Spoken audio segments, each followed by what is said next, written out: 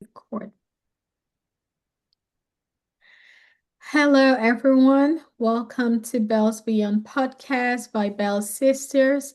My name is Massey Chi, and I am your host at the Bells Beyond Podcast.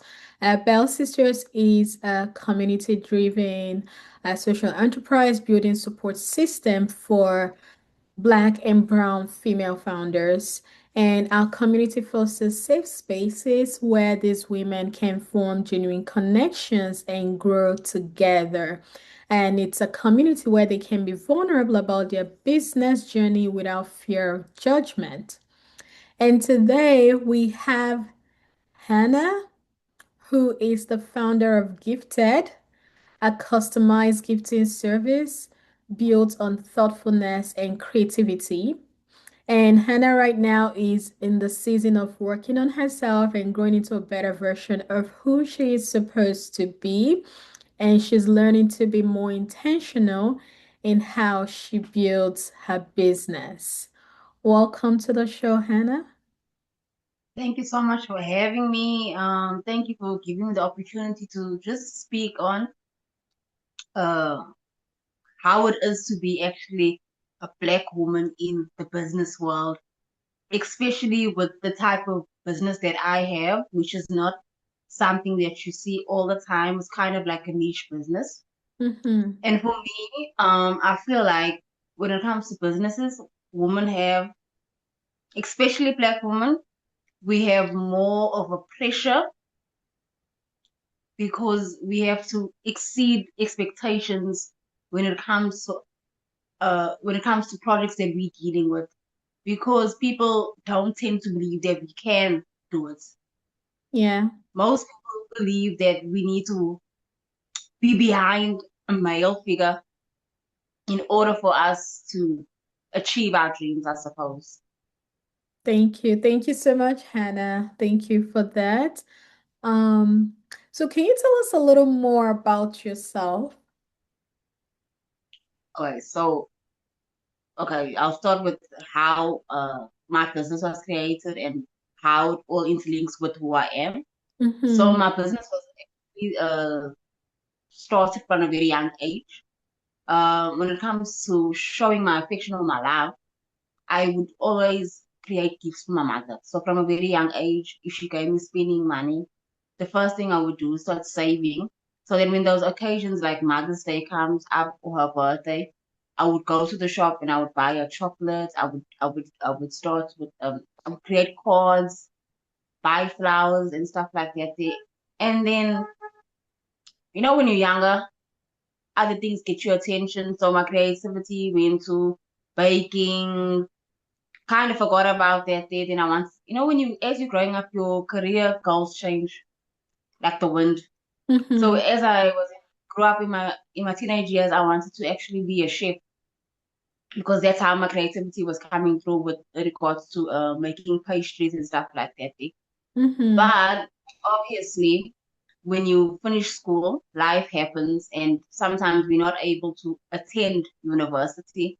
We Mm-hmm. have to step into the working world and start doing the responsibility. So I feel like my creativity kind of stood back and kind of faded away because now I was just thinking about a stable income and responsibilities. And then 3 years ago, I felt this creativity wanting to come back. And because I'm a very faith-based person, I asked God, I said to God, okay, God, if there is a way that you can show me on how to bring this creative side back or refresh it to me, show me Mm-hmm. a way. And then my work colleague advised me, she's like, why don't you start making gifts? Mm. And in that moment, everything like a thought came back or a memory came back about how I used to actually do this when I was younger. How gifting is actually my love language. It was not Mm-hmm. just my mother, like I would do for my sibling, I would do for my friends. I would stay up, I would do handmade cards, I would draw. And she's like, this can make money.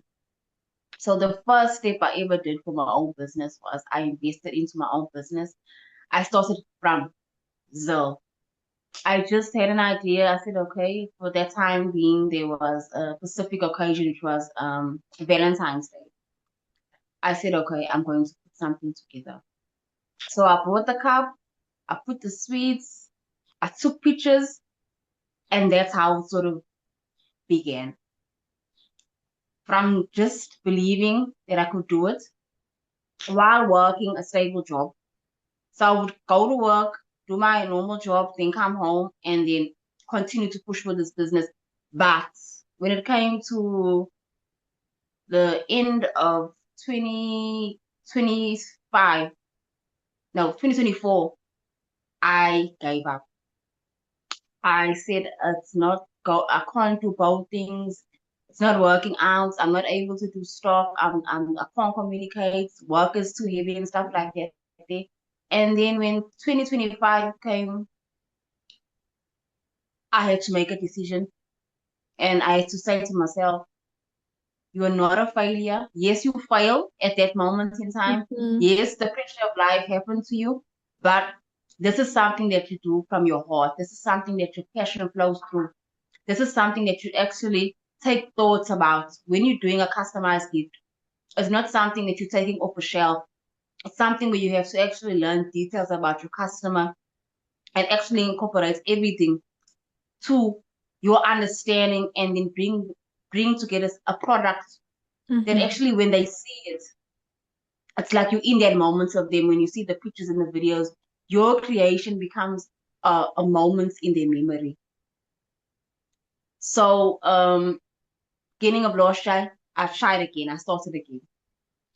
And when I say to you, I went full belief in myself, knowing that I could do it. And July of last year, I resigned and I decided to take my business full time. And in taking my business full time, I realized that there's so much more than just what I was doing while I was working. There's so much more building you got to do in yourself in order for your business to flourish. There's certain things that you got to do. You got to learn how to market. You got to learn how to handle social media. You got to study patterns. You got to study your competitors. You got to keep building on your knowledge. So that's why I say to you, it's in the statement there. I'm learning how to be stretched in my learning and in my learning. And it's a beautiful experience, but also scary at times because I'm actually right now in my business. I don't only do customized gifting, which is your birthdays and stuff like that. I've now moved on to another aspect in my business where I've learned how to do printing on garments. So your t-shirts, your hats, your cups and stuff like that. So that adds a bit more personalized touch to the gifts. So yeah, that's just a bit of myself. So with regards to my business, it is a piece of me. Whatever I do, whatever gift I do, it's a representation of how I am as a person. I wouldn't make a gift that I wouldn't want to receive. Mm-hmm. That's how I look at it. And when I see other people that are in my market as well, my competitors and stuff, I always say competition is healthy, but I know what my business brings to the floor.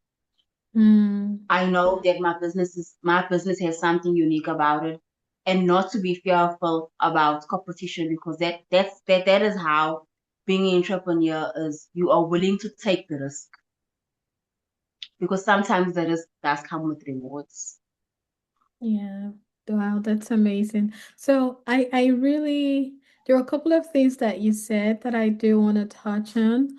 But first, can you tell us, can you tell us why you actually got into entrepreneurship? Because I know you had mentioned that you you were interested in being a chef before, and then as time went on, that changed. And of course, you've told us the process, what happened that got you into entrepreneurship, but what exactly was the why that you went in? The why for me was the point of when I had the stable job, Mm-hmm. stable income, but it wasn't enough Mm. because remember it is budgeted to the point of not even an extra dollar. But when my business started to develop and started to increase in sales and stuff like that, I started to see that actually you can do this on your own. You Mm-hmm. actually can take the risk and actually work for yourself because yes, you have a stable income, but there's no growth. Mm-hmm. And when responsibilities pop up, you end up going to, for example, if you don't have a business, you end up going to lend from someone because it's short. So in the end, your stable income starts becoming more like a restriction, more like a comfort zone for you. Mm-hmm. And then I said to my assistant because she's also part of my business. I said to her, "Would you be okay with me taking the risk and resigning from my job and actually pursuing being self-employed and actually investing the same skills, abilities, and um, passion that I've been doing for someone else for 8 years because I was in my job for 8 years. Why let me take the risk? Let me find the opportunity. Let me go after it." So I'll say for me, what really pushed me to take the step into becoming an entrepreneur was having faith in myself and believing that I can do it on my own. Okay. No, yes, as an entrepreneur, you definitely have to have faith in yourself because when you look around you, a lot of people won't really have faith in you because, they're like, hey, maybe you should just stay back at your job, or maybe you don't really need to go and have a business. So you have to be really firm and have this huge faith in yourself to even move forward. So one of the other things you had said was in 2024 you gave up and then you came back in 2025. So what was it that made you give up the business in 2024? And what was it that actually made you push forward and say, I got this, you know? So in 2024, I feel like I allowed, even before my business had fully developed, when you start your business, you don't think that there are going to be, even your friends or your family, they won't support your idea. You don't think that they will demotivate you not to do it. And I feel like in 2024, I allowed the unbelief or the Mm-hmm. fear of people to infect my heart and my belief in myself. And that's the reason why I allowed myself to fail. And that's why I say to you, I failed myself because I was capable of doing it. I knew I could do it because I started doing it. I started getting customers. I had started to establish myself as an entrepreneur. But because people were saying, but you need a stable job. But are you making a profit? Yeah. Is this business really gonna make it? And then when 2025 hit, and I actually looked at my sales, because sometimes you gotta look at what your book is saying. Because I used to take down notes and see. Mm-hmm. And when I looked at it in 2025, I said this business had probability. I just didn't see it because I allowed people's especially negative voices Mm-hmm. to distract the dream that I had in myself. And I said, I see on paper, it's not in my mind. On paper, it's telling me that this business is profitable. I just have to push out of my self boundaries, that fear that I had allowed to grip me. I had to push past it.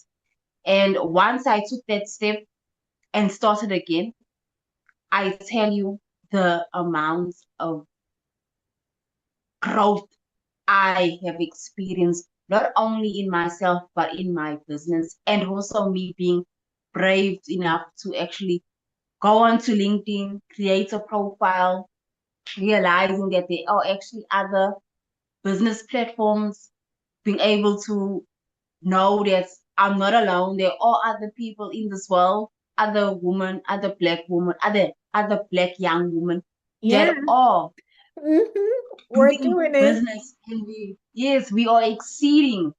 Hmm. We are breaking generational curses. We are becoming the first legacy makers in our family, the first millionaires, the first brand ambassadors in our families. And if we don't do it, who will do it first? Hmm. People will always be comfortable with the version of ourselves that suits them. They Yes. will never ever appreciate the version of you that's growing into a better version. Because sometimes when you grow, you leave people behind. And that's what I had to go through in that 2024 to 2025. I went through that period of shredding all the people that had a negative say. But the funny thing is now in 2026, they believe in my business because they've seen the The growth. profitability. Hmm. And yes, and what they do, what they tend to do is that they try to take advantage of it. Hmm. Wow. Because I'll give you a short story that happened to me the other day. I was having a very chill Sunday evening, and one of my friends, ex-friends, called me, and they, long story short, they wanted me to do a gift on credit. Oh,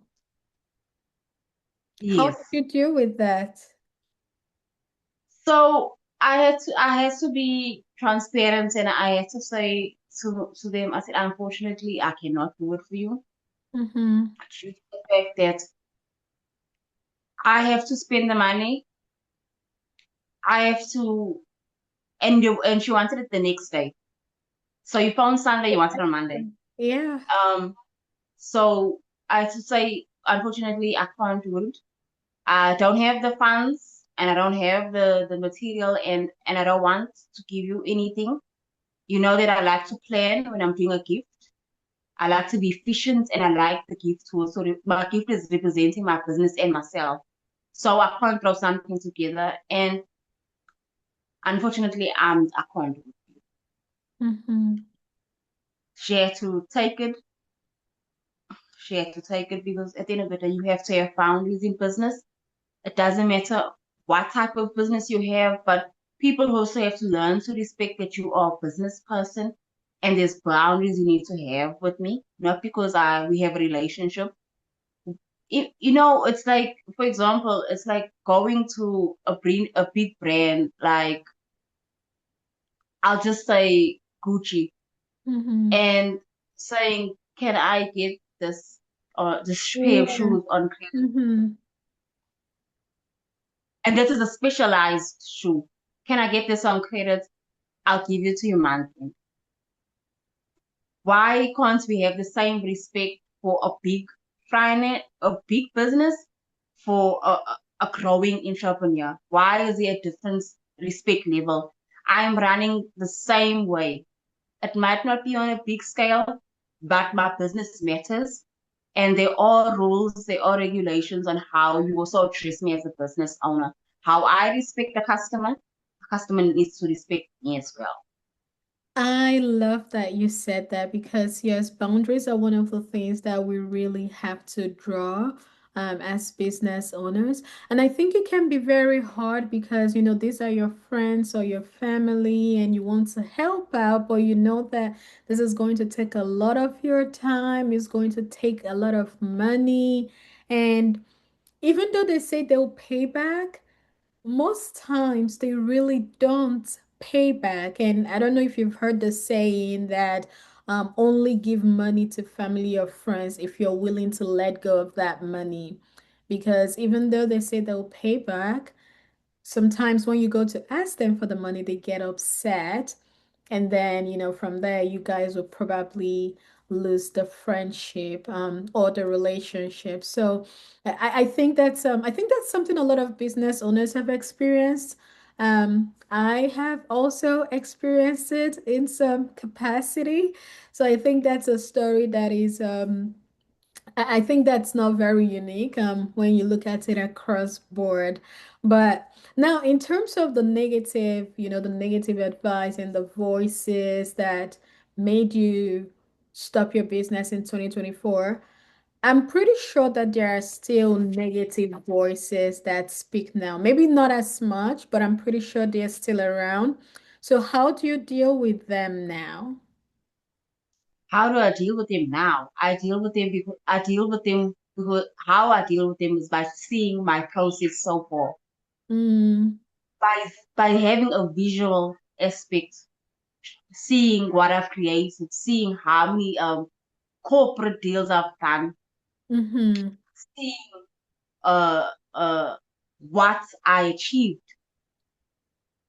That's what helps me to actually come back and come back stronger. And this is the reason why I decided to do the business course. So that when I attempt my next promotion, I'm Mm-hmm. coming with something fresh. I'm coming with, especially when you're a creative business owner, you have to keep coming back with fresh ideas. Yes. The market changes. If, for example, if you had, say, a cup hamper last year, you got to come back different this year and add something different. Mm-hmm. So the only way you do that is by continuously working on yourself, watching TikToks, YouTube, Yeah. Pinterest. When Learn. you have your spare moments, sometimes we get so distracted with social media, we go watch videos. Watch videos that feeds you as a person. Yes. Mm-hmm. Also, interact with people, network with people. It doesn't have to be in your specific business per se, but there's always someone that knows someone. There's always that person that can connect you I to the love right. that. Oh my God, I really love what you said about networking because me starting my business, I also started my business in 2024, mid 2024. I didn't know anything. I have never done a business before, but just networking and seeing how people are doing things, just putting my hands in everything and trying things out, you learn. On networking. I think that's one of the most underrated ways of, you know, just getting in touch with people that you never would have been in touch with otherwise. Because I'll give you an example. So last year, I was speaking every single month in different organizations. I had never spoken in my life before last year. How did that happen? I was networking. I saw what people were doing. I said, I'd love to stretch myself and try it. Not only that, I have been introduced to, people that I am very sure I would never have known or been able to approach if I was still in the corporate world. So, what you said about networking, I so vehemently agree with it because I have seen what networking does and can do. I have seen the door it can open. I have seen okay, for instance, this year Bell Sisters were hosting our first in-person 3-day conference. That was true networking.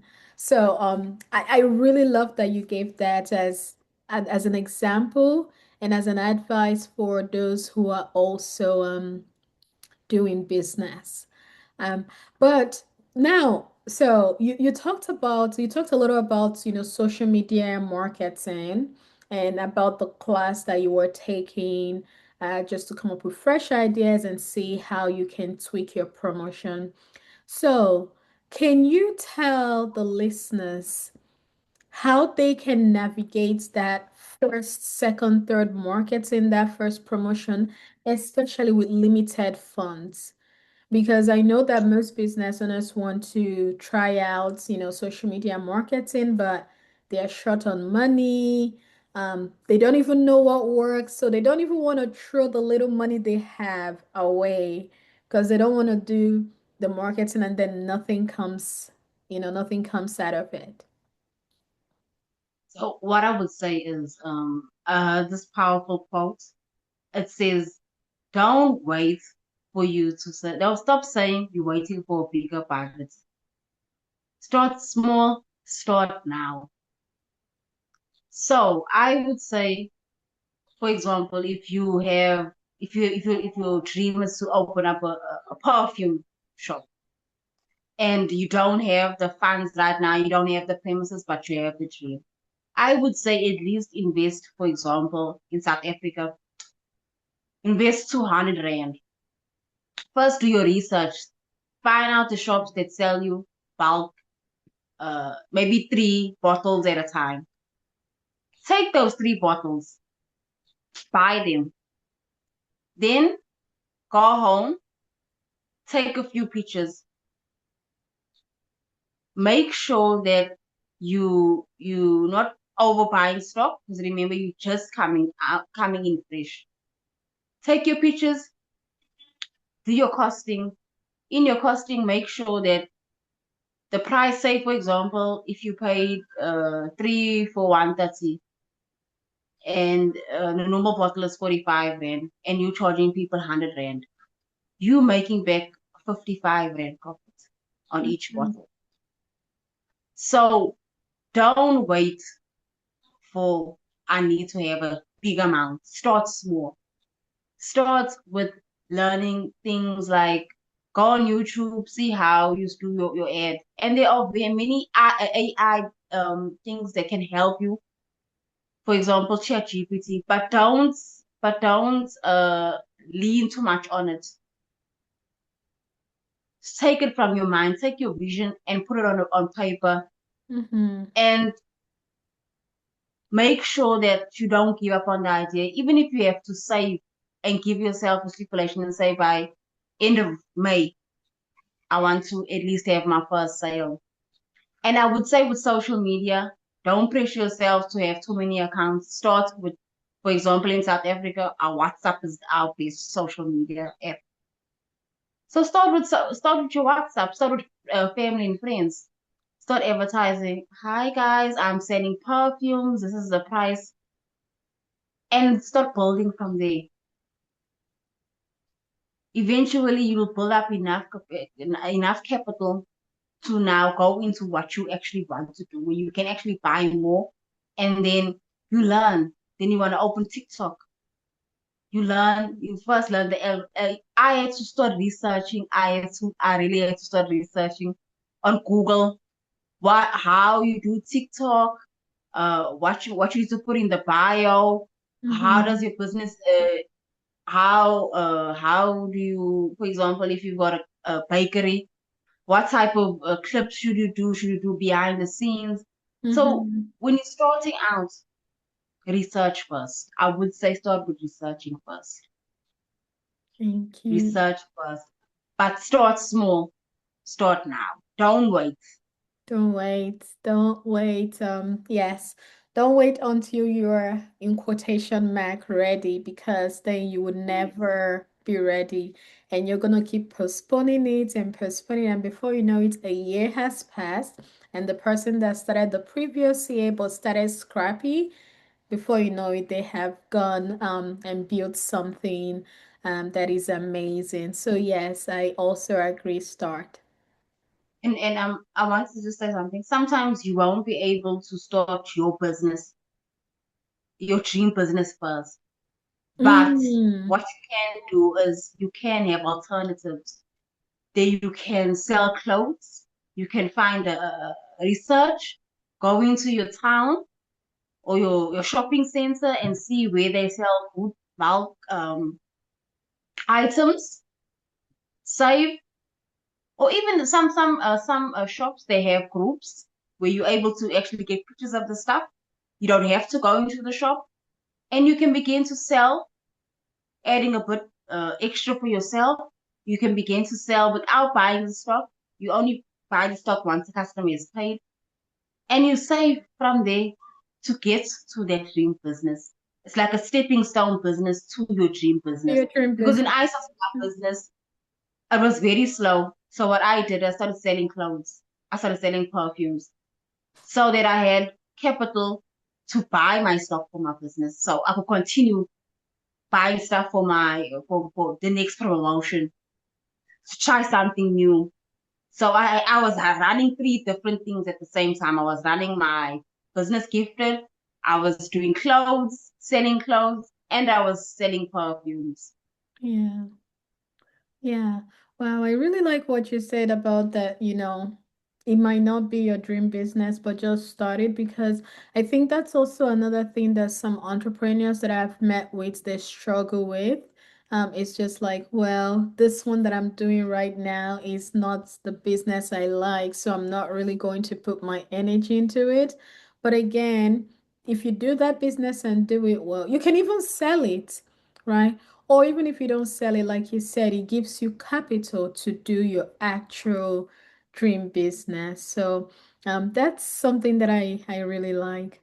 So now, Hina, what would you say for the listeners? What advice would you give a woman who is stepping into business for the first time? What I would say to her, Mm-hmm. first of all, you can do it. You can do it. If you can play any other different role in your life, which is a mother, a wife, a sister, a cook, advisor, a nurse to your family, you can do it for yourself. Because I feel like a lot of women get caught up in titles, especially, I would say, especially mothers, Yeah. and they forget themselves, they forget their dreams. They push their husband's dreams, they push their children's dreams, and when it comes to them, they forget themselves.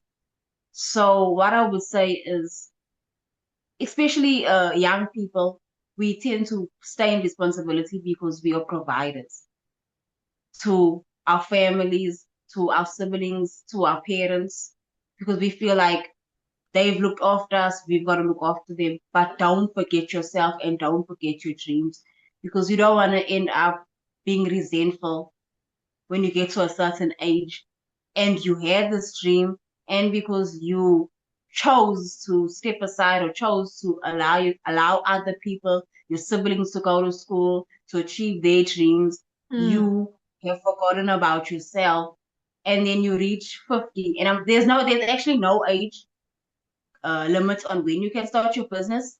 But I don't think you'd want to start your business from a point of resentment or a yeah. point from brokenness. And I remember you said before that a lot of entrepreneurs said the business that they're currently doing now, they're not happy about it.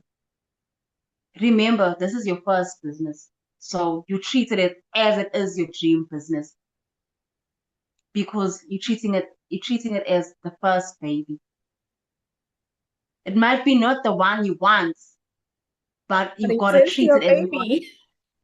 It's your baby. You Mm, might not like it, but this baby is there to fulfill a need in you.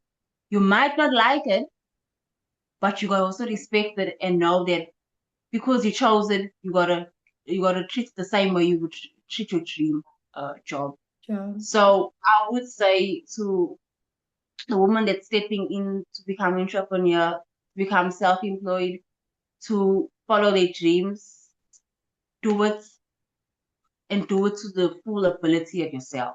The Mm, same way you pour yourself into other people, into other things, motivation, believing in people's potential, believe in yourself because you can do it. thank you. As you Thank said there, you. I remember you were saying that when you started networking, you actually grew and you ended up being able to present. That was a different aspect of yourself because even myself in school, I didn't like doing presentations. Mm-hmm. But now, like for example, today in class, I had to stand up and do a presentation. Mm-hmm. But I feel when you network, you broaden your horizon and you also hear people's thoughts, their stories. And it also helps you to be confident in yourself that the more you tell your story, the more you have passion, the more you can express yourself. Yeah. Yeah. Thank you. Thank you so much, Hannah, for that. So you all heard it. If you're going into the business, just know you can do it. Don't get caught up in all the operation stuff and all the things you think you have to do.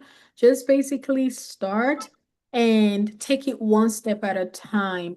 Because I think sometimes for us business owners, we get overwhelmed when we realize we have to do everything. Just take it one step at a time, and then you'll be able to, see results. So, again, this is what we are all about in our community, Bell Sisters. It's a community for female founders, women in business, and we created it as a safe, intentional community for women who are navigating life and business. So growth happens there through connection. So if you're currently listening and you've been craving genuine sisterhood or honest conversations like this, and a place where you don't have to figure everything out by yourself, Bell Sisters exists for you. So you can learn more about us through our website, bellsisters.com. And now to our amazing guest, Hannah. Thank you for being part of this conversation. This is exactly why spaces like this matter. Thank you so much for the opportunity and also allowing me to share my story Mhm. and also encouraging me to be more proud of myself and to realize that I've done it, I've taken the step, and to continue doing it. As the advice I gave, continue doing it. You do it, then you continue doing it.